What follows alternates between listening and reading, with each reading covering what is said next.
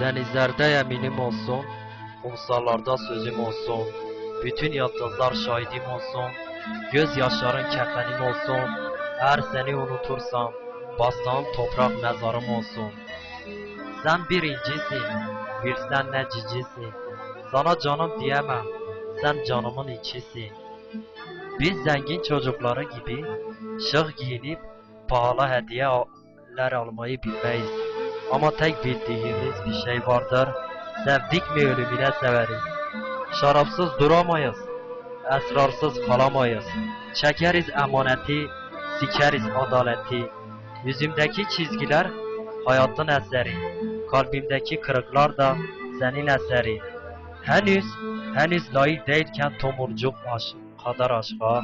Senin gül bahçesini kim açar benden başka? Meyhanedir çiçekler, kim bilir şerefinden kaç kadeh içecekler. Bizim fakirlikten kesemediğimiz sakallarımız şimdi zengin çocuklarına imaj olmuş. Şırnak yolu aşkların yoludur. Gönlüm yara, kalbim hicran doludur. Misafir ol gel bana, yumurta kırayım sana. Param pulum yok ki ama borç yazdırırız dükkana.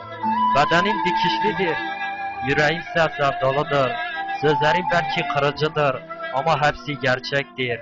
Elbet bir gün kazanacaksan ama o gün benim kaybetmek istediğim gün olacak be gülüm. Bakma biz Şırnaklıyız, sesimiz kabadır, vücudumuz yaradır. Parayla pulla ölçülmez değerimiz. Özür dilerim elini tuttuğum için. Özür dilerim gözlerine baktığım için. Özür dilerim seni sevdiğim için. Ve yine özür dilerim seni insan sandığım için. Masal biter, alayına gider. Şırnak çocuğuyuz, şeklimiz yeter. 3 kuruşluk yalanlarına kurban ettin koca sevdamı 5 para etmez yüreğine. Sürgün ettin hayatımı. Özgürlük kavgasının ortasında çelik kuvvetin vurduğu joplardan bile daha acımasızca gidişin. Her kadeh tutuşunda, cigara başında, istesem de istemesem de seni bulurum karşımdaki duvarda. Koysalar kellemi, cellat önüme, Şırnak aşkı bitmez içimden. Azrail, al bedenim senin olsun. Ömür biter, şerefsiz bitmez. Düşlerimin ardından yazıyorum. Bırak da söyleyeyim, bırak da. Ez brindarım, tu delali. Ez mecnunum, tu leylai. Ez tıneme, tu sultani. Gülüm, ben hayatı rakı diye içerken sense hayata besmele çektin be gülüm. Seninle gezemem, benim ayaklarım çatlaktır. Ellerim nasıldır, ellerinden tutamam. Vücudum parçalanmıştır, parçalanmış vücudumla sarılamam sana.